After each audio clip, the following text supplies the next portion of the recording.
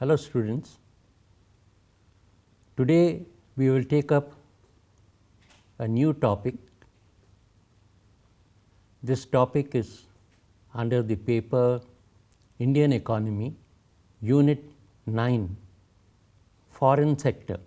Today we will take up the new trade policy. We have discussed earlier that before reforms, India's policy about trade was quite different. There's a major shift after 1991. Earlier, we believed in import substitution.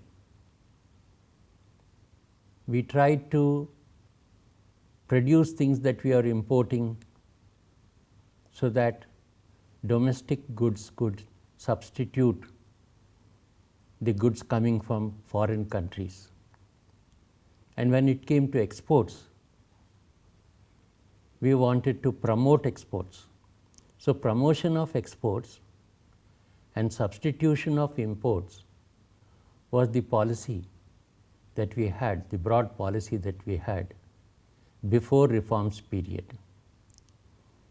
Now after reforms period, there was a lots of liberalization in trade, and there was a marked difference where we wanted to open out to the world. Earlier we had lots of hurdles, we had lots of barriers to imports, and in the later phase, after reforms, all these barriers were removed, and this type of action is known as liberalization. So there was an attempt to remove all barriers to trade. So this is a very important and interesting aspect. Today's lecture deals with the features of the new trade policy of India. The period after 1991 has been marked by a substantial liberalization of the trade policy. While some liberalization measures were the result of the conviction among government circles that they were necessary to make exports competitive in the international market, some were undertaken under the pressure of international agencies as a part of the stabilization and structural adjustment program. So here, why such a big shift came in is also very important for us to understand. In the earlier days, it was believed that local producers should be protected from foreign goods, and therefore there were barriers to imports. But later on, a feeling came in that when the local producers are protected, they become inefficient. There is no competition, there is no motivation for them to produce at the lowest cost. And thereby, even though they have high costs, they have inefficiencies, they get away with it because they still get profits, they are protected, and all the burden falls on the consumer. So this was one argument that took place. On the other hand, international bodies also pressurized the government to give up their old policy and open out. The whole world agreed to globalization. The whole globe is to become a global village, and this was the idea that came forth. And so there were pressures also from the international bodies, and India had to join these countries and bring about reforms in their trade policy. Moreover, with India joining the WTO, the World Trade Organization, in 1995, as a founder member, it is under an obligation to strike down all quantitative restrictions on imports and reduce import tariffs so as to open up the economy to world trade and the forces of globalization. The main features of the new trade policy as it has evolved over the years since 1991 can be discussed. The first feature was freer imports and exports. There was more free imports and more free exports. Even exports are sometimes were curtailed by our country earlier, because when we do not produce enough and we export our goods, that will lead to lots of hardship for our local consumers, while private producers would like to find a market where they can get higher prices and get more profits. Local consumers would suffer because of the scarcity of these goods, and again because there is scarcity, prices would rise and cause a lot of discomfort for our consumers. This feature where the government removed all restrictions on exports and imports. In the pre-reform period, India's trade policy regime was complex and cumbersome. There were different categories of importers, different types of import licenses, alternate ways of importing, etc. Substantial simplification and liberalization in all these respects has been carried out in the reform period. The tariff line wise import policy was first announced on March 31, 1996, and at that time itself 6,161 tariff lines were made free.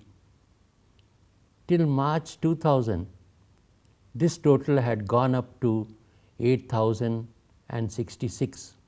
Quantitative restrictions in respect of 1,429 tariff lines remained till this date. So we can see that when we liberalize trade, the government also loses income. So government was not only regulating trade, but it was also earning some income in the form of tariffs and other fees that were charged. And now with liberalization of trade, that is the removal of all these barriers, they not only were barriers, but they were also sources of income for the government. And by removing this, trade became free, but revenue of the government also was affected to a great extent. The exempt policy 2000-2001 removed quantitative restrictions on 714 items, and the exempt policy 2001-2 removed quantitative restrictions on the balance 715 items. Thus, in line with India's commitment to WTO, quantitative restrictions on all import items have been withdrawn. So this was a very big shift. By 2002, all quantitative restrictions were removed and tariff lines did not exist now. And this, as I said earlier, not only affected the regulation of trade, but it also affected the income that the government was getting earlier. Now the second is that of tariff structure, rationalization of tariff structure. In its final report published in January 1993, Chellaya Committee had advocated drastic reductions in the import duties. The committee expressed the opinion that the rupee had depreciated considerably in the 80s and the early 90s, pushing up the level of protection to Indian industries considerably. So, in the 80s and the 90s, there was drastic fall in the rupee value compared to the dollar or foreign currency, standard foreign currency. And therefore, this fall in the rupee brought in a lot of burden on the government if it had to protect the Indian industries. So, this was another aspect. For instance, the committee pointed out that in the 7-year period 1985-86 to 1992-93, the real exchange rate of rupee had depreciated by 57.45%. This had pushed up the cost of imports considerably, leading to very high level of protection to the Indian industry. The committee therefore recommended that the prevailing import duties be rationalized drastically, lowered by 1998-99, so that parity in prices of goods produced domestically and internationally can be established. Acting on the recommendation of the committee, the government has over the years reduced the maximum rate of duty. In 1993-94, budget had reduced it from 110% to 85%. The succeeding budgets have reduced it further in stages. The peak import duty on non-agricultural goods is now only 10%. The third feature was dechannelization. A large number of exports and imports used to be channelized through public sector agencies in India. The supplementary trade policy announced on August 13, 1991 reviewed these channelized items and dechannelized 16 export items and 20 import items. So, this is also another very major consequence of what the government was trying to do. Many of the goods used to be exported and imported through the government or through its agencies. So, they were channelized through the government agencies, but now these goods were dechannelized. Now, they did not have to go through the government agencies. The goods that were dechannelized included newsprint, non-ferrous metals, natural rubber, intermediates and raw materials for fertilizers. Then the fourth feature was convertibility of the rupee on current account. The government made two-step downward adjustment of 18 to 19% in the exchange rate of the rupee on July 1 and July 3, 1991. This was followed by the introduction of partial convertibility of rupee in 1992-93. Full convertibility on the trade account in 1993-94 and full convertibility on current account in August 1994. Substantial capital account liberalization measures have also been announced in recent years. The exchange rate of the rupee is now market determined. Thus, exchange rate policy in India has evolved for the rupee being pegged to a market rate related system since March 1993. So, this was again another change where exchange rate was managed earlier by the government. It had nothing to do with the market, and only on going through a lot of pressure did they try to devalue the rupee earlier. The exchange rate is largely determined by the market, that is, demand and the supply conditions. However, the Reserve Bank of India intervenes in the market to check excess volatility, prevent the emergence of speculative activity, and maintain an adequate level of exchange reserves. So, although it is market driven, intervention is called for, intervention is necessary, and RBI intervenes when there is a lots of fluctuation in the exchange rate, and whenever it finds that there is some speculation in the market which is driving up these prices, and whenever they find that speculative activities are having an adverse effect on the foreign exchange rate, then the RBI intervenes and tries to manage the situation. So, this exchange rate policy is known as managed floating. The fifth characteristic is related to trading houses. The 1991 policy allowed export houses and trading houses to import a wide range of items. The government also permitted the setting up of trading houses with 51% foreign equity for the purpose of promoting of exports.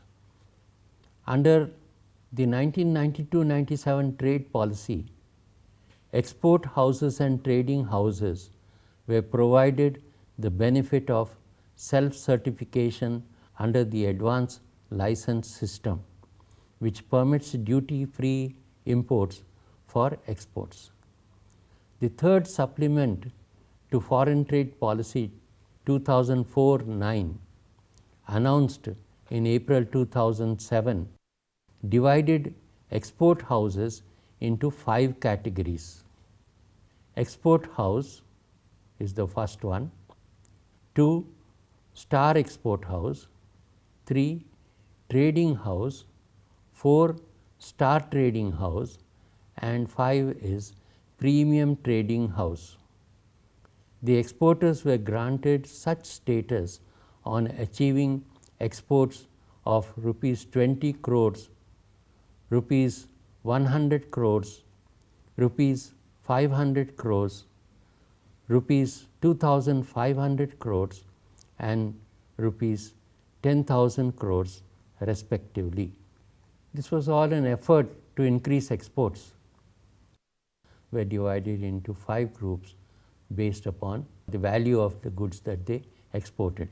So, these export houses and trading houses have been granted a number of benefits and concessions. So, here although exports are increasing,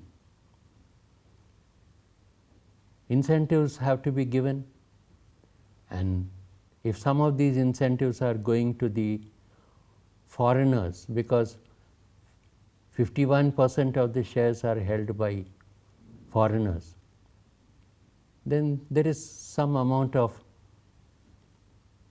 flow out of the country, financial flow out of the country. But in order to achieve something, it is said that we have to lose something, and so the government tried to improve exports in this manner. Now, the sixth feature, special economic zones. A scheme for setting up special economic zones in the country to promote export was announced by the government on March 31, 2000. To instill confidence in investors and signal the government's commitment to a sizable cess policy regime, the Special Economic Zones Act 2005 was passed by the Parliament in May 2005. The cess Act 2005, supported by cess rules, came into effect on February 10, 2006. The main objective of said Act are generation of additional economic activity, promotion of exports of goods and services, promotion of investment from domestic and foreign sources, creation of employment opportunities, and development of infrastructure facilities. We thought that the economic activity would increase because both imports and exports would increase. And if you want imports and exports to increase, then domestic and foreign investment must come in, because we know that when we export goods, we have to wait for getting the money into our country, and therefore initially a huge amount has to be invested while we wait for the money to come in. And so CESS encouraged local investors and foreign investors, and thus the development of our country, the infrastructure of our country could be hastened with the returns that we get out of this. Now, let us summarize what we have learned up till now. We have tried to understand the features of the new trade policy. New trade policy refers to the period after 1991. There were many changes in the trade policy during this period after 1991 up to date. But on the whole, the general tendency has been to remove barriers to trade. Earlier we had many barriers to trade because we had the policy of import substitution. But now, after 1991, these barriers were gradually removed, and both the domestic and international pressures forced the government to yield and change its policy and open out to the world or to the globe, and therefore lots of liberalization to trade was granted. And we have seen the different features, the effects of such a policy on different aspects of the economy, and also we have tried to understand what are the measures that the government took up to make this policy a success. Take down some questions for self-evaluation. Question number 1. Why is this period symbolized by the concept of new trade policy? The second question is, what are some of the features of the new trade policy? For references, you can refer to the latest editions of number 1, Indian Economy by Rudradath and Sundaram, published by S. Chand and Company. Number 2, Indian Economy by Mishra and Puri, published by Himalayan Publishers.